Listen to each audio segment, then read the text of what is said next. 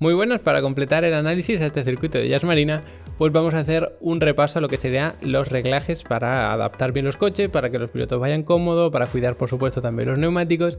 Así que bueno, lo vamos a hacer apoyándonos con el esquema del trazado, ¿no? Que lo podéis ver ya en la pantalla, y de esta manera podéis entender un poquito mejor las zonas, ¿no? Que yo creo que sí se hace un poco más entendible la explicación, sobre todo cuando os nombro las curvas, porque evidentemente, bueno, yo ya sí que me las sé o sí que me las tengo que aprender, pero vosotros no, ¿no? Entonces así podemos ir destacando cada una de las zonas. En primer lugar, quiero hablar de la aerodinámica. Como os podéis imaginar, incluso como os dije ayer, en este primer sector es bastante importante, sobre todo por las curvas 2 y 3, que se pueden hacer a fondo, pero si tienes bastante carga aerodinámica y además si las condiciones se dan bien. Luego esta curva 1 pues es de velocidad media. Puede ser importante también la carga, pero ya digo, cuanto mayor es la velocidad a la que tomas la curva, pues lógicamente más importante es, ¿no? Esa carga aerodinámica. Entonces, para este primer sector es importante, para el segundo todo lo contrario, tenemos una curva que es muy lenta, que es la 5, y luego la 6 y la 7 que también son muy lentas, por lo tanto, muy baja velocidad, muy poca influencia de la carga aerodinámica, pero es que luego además tenemos dos rectas eternas. Entonces, teniendo estas dos rectas, como os podéis imaginar, tener menos carga para tener más velocidad punta es fundamental, aunque también por supuesto va a depender de la potencia que entregue cada coche. Y luego para este tercer sector sí que es más importante ya la carga aerodinámica, no porque tengamos curvas muy rápidas, que bueno, a lo mejor la 10-11 que enlaza con la 12 un poco, que la 12, 13 y 14 ya son más lentas, la 15 también es bastante rápida, la 16 ya es media. Entonces bueno, son curvas de velocidad media donde quizá el agarre mecánico y el agarre aerodinámico estén más equilibrados en cuanto a importancia, ¿vale? Entonces, ¿cómo vamos a configurar los coches? Por una carga aerodinámica media, ¿vale? Porque si aquí es más o menos importante, aquí también, pero luego en el segundo no lo es, pues bueno, carga aerodinámica media, pero sí que tenemos que conseguir un balance un poquito adelantado, porque ese balance aerodinámico adelantado te va a dar más agarre en el tren delantero, por lo tanto va a hacer el coche más reactivo, sobre todo entrando en curva, que es donde tienen especialmente problemas estos coches. Entonces, para entrar especialmente en la curva 2 y luego enlazar con la 3, ahí es muy importante tener carga en el tren delantero. Por supuesto, para que el coche no sea torpe entrando en curvas como la 12, que la entrada es a bastante velocidad y estás girando el volante, pues ahí sí que es importante tener ese balance aerodinámico adelantado. El problema es que no es tan sencillo, porque claro, generar carga con el alerón trasero es, digamos, más sencillo que con el delantero, incluso con toda la parte del suelo, del difusor y demás.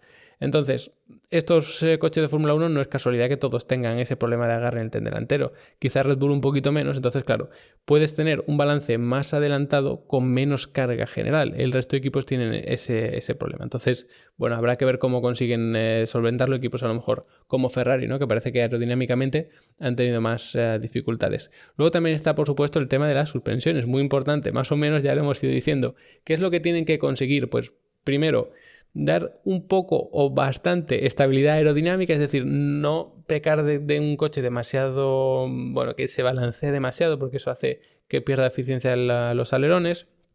Y de esa manera poder trazar esto más rápido. Si tienes un tren delantero, por ejemplo, que es muy rígido a balanceo, es decir, no se balancea nada por todo el tema de las barras anti-roll, de los amortiguadores, de todo eso, es verdad que mecánicamente o ese agarre mecánico te va a impedir que el coche entre en curva, pero claro, estás fomentando la carga aerodinámica en el tren delantero, que te importa mucho. Entonces aquí se va a notar mucho. Luego en el tercer sector quizá tengas algún problema más, porque claro, 10-11 que enlaza con la 12, pues ok, porque ahí la aerodinámica te puede ayudar bastante y demás, pero luego la 13 y la 14 ya se pierde más velocidad y entonces puedes tener un problema si es excesivamente rígido. O sea, estos coches de Fórmula 1 siempre son muy rígidos, a balanceo, a compresión, a expansión, en el tren delantero, en el tren trasero, en todas partes, pero es verdad que tener un poquitín más te ayuda bastante, ¿vale? Porque tener balanceo en el tren delantero te ayuda a meterlo en curva. Si lo tienes en el tren trasero es lo contrario, ¿vale? Se va hacia afuera. Pero bueno, tampoco me quiero liar demasiado. Entonces, eso por la parte de las suspensiones. ¿Para qué tienen que trabajar también? Pues tienen que fomentar una transferencia de peso, sobre todo al eje trasero. Normalmente lo que se busca es que el tren delantero se expanda poquito, pero el trasero se comprima bastante, porque cuando se acelera, el tren delantero tiende a expandirse, el tren trasero tiende a comprimirse, ¿no? Pues lo que se fomenta de esta manera es que haya más peso en el tren trasero, que es el tren motriz de estos coches, porque son tracción trasera. Entonces, si tú consigues mucho agarre en el tren trasero, vas a tener más empuje. Por supuesto, también puedes controlar el tema del balanceo para apoyarte más todavía. Y entonces vas a salir más rápido de aquí y fíjate en todo lo que te vas a beneficiar. Y también vas a salir más rápido de aquí y fíjate en todo lo que te vas a beneficiar. Luego las curvas que son más fluidas, un lado y otro, tal cual, no te compensa tanto, no suele tener tanto beneficio. Por ejemplo, la curva 9 es más redondeada, va saliendo poco a poco. En la 12 podríamos decir que sí, pero es que justo te encuentras la 13, entonces no te merece tener a lo mejor mucho empuje, mucho par solamente para este tramo, ¿vale? Si vas a sacrificar agarres, si vas a sacrificar aerodinámica, ese tipo de cosas, ¿vale? Entonces, por esa parte sí que es importante. Y luego también vimos que había frenadas que eran muy fuertes. La de la 1 se frena mucho, para la 5 se frena muchísimo, para la 6 se frena muchísimo también, para la 9 también, lo que pasa que es ir metiendo poco a poco el coche en la curva. Entonces, para ese tipo de frenadas, tener una transferencia de peso hacia adelante, bueno, en frenada siempre es hacia adelante, ¿no? Pero fomentarla va a provocar que tengas que frenar más con el tren delantero, lo que te provoca cierto subviraje. Entonces ahí no tiene por qué ser beneficioso tener más transferencia de peso, ¿vale? Pero lógicamente, y por suerte, digámoslo así, los Fórmula 1 pueden controlar los reglajes de todo de forma individual. O sea, tú puedes decir que se comprima muy, muy fácil de atrás, pero luego que la expansión sea muy rígida, ¿vale? Y esto realmente en prácticamente todos los coches de competición se puede hacer, pero en Fórmula 1 pues puede controlar de manera diferente, si se comprime y se expande muy, muy suave, pero luego a balanceo es muy rígido, ese tipo de cosas, ¿vale? Porque tenemos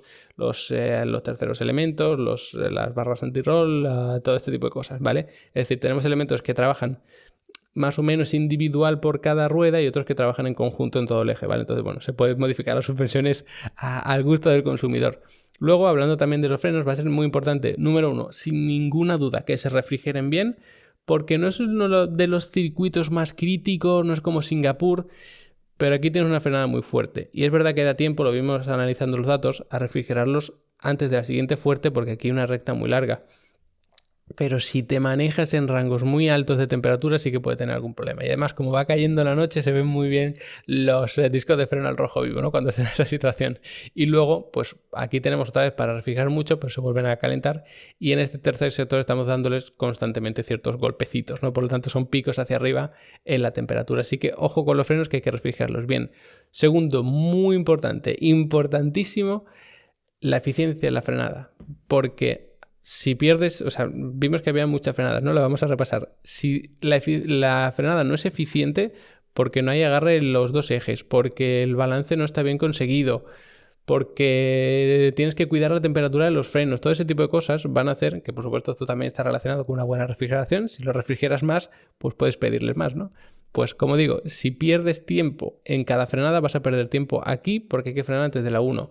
Aquí vas a perder muchísimo porque la frenada es larguísima. Aquí vas a perder mucho tiempo. Aquí vas a perder muchísimo tiempo. Aquí vas a perder también bastante porque sí que se frena como poco a poco, como a medio freno porque vas girando y tal, pero también pierdes tiempo. Aquí también habría que dar quizá un golpe de freno o a lo mejor solo con soltar el acelerador, vale.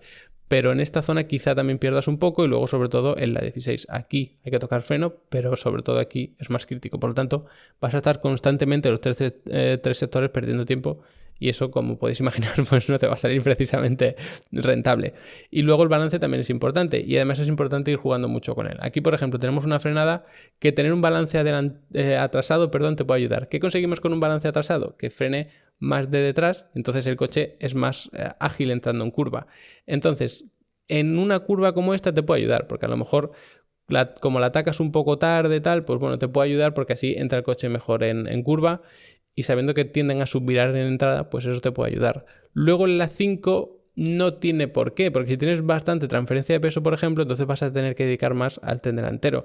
Como cuento casi siempre, esto Fórmula 1 no solo eliges cuánto freno delante respecto a lo que freno detrás en porcentaje, sino luego cómo se va transfiriendo el balance de freno mientras voy soltando, ¿vale? Es decir, no tenemos el mismo balance cuando tú frenas al 100% que cuando estás en un 70 o cuando estás en un 20. Entonces, si lo tienes adelantado, puedes hacer a lo mejor la frenada más eficiente, más segura y luego que se vaya retrasando rápidamente ese balance según tú vas quitando freno para hacer esto. Es decir, que permitir que el coche se enrosque ahí, que es muy importante. Luego, aquí pasa algo muy parecido. Es muy importante que la frenada sea eficiente y luego, sobre todo, que se llegue a enroscar bien el coche.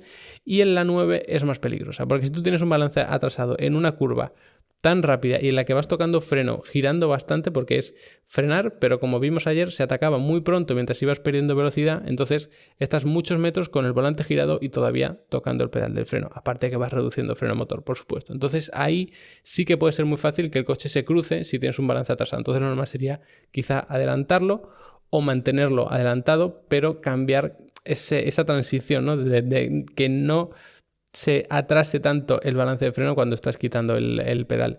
Y luego aquí, pues sí que más bien atrasado para que cada vez que toques el freno eso te ayude a meter el coche. Si frenar hace que el coche se te vaya largo, aquí es relativamente estrecho el circuito, entonces vas a perder muchísimo tiempo, ¿vale? Puedes tener algún problema para controlar el coche aquí, que una vez más vas a estar girando mientras frenas, pero no queda otra. O sea, si en la zona más estrecha del circuito, que es tocar pequeños golpes de freno, hace que el coche se vaya largo, en vez de retener en velocidad y hacer que se cruce, entonces vas a perder ahí muchísimo tiempo.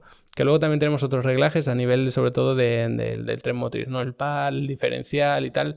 Bueno, el diferencial que esté desbloqueado en entrada curva para que la rueda exterior pueda ir más rápido que la interior, ¿vale? Así resumiéndolo mucho. Y luego más bien bloqueado para tener mucho empuje y mucho agarre en salida de curva, siempre y cuando consigas el agarre suficiente en el tren delantero.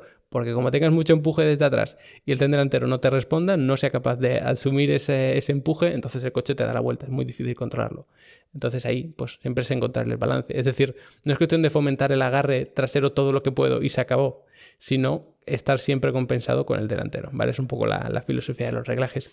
Y bueno, si queréis saber más de los reglajes de Fórmula 1, de la parte técnica, de analizar la telemetría, de analizar incluso los circuitos, el pilotaje, la estrategia de carrera, todo eso, sabéis que en Level Up Academy tenéis tarifa plana, que por 15 euros al mes podéis ver todo el contenido que queráis, acceder a las de carga, preguntarme sobre las clases, sobre automovilismo en general, podéis preguntarme sobre los setups que hagáis en los simuladores, todo lo tenéis ahí disponible por 15 euros al mes, no hay ningún tipo de permanencia, o sea, os podéis dar de baja cuando queráis, sin compromiso, no hay que pagar nunca más por nada ni nada, ¿vale? Así que nada, espero que os haya gustado el vídeo, que os haya ayudado a entender tanto la parte mecánica de la Fórmula 1 como este circuito, sobre todo que todos disfrutemos un poquito más de Jazz Marina. Gracias por haberos quedado hasta el final, especial agradecimiento a los que ya están en Level Up Academy y nos vemos después de la carrera.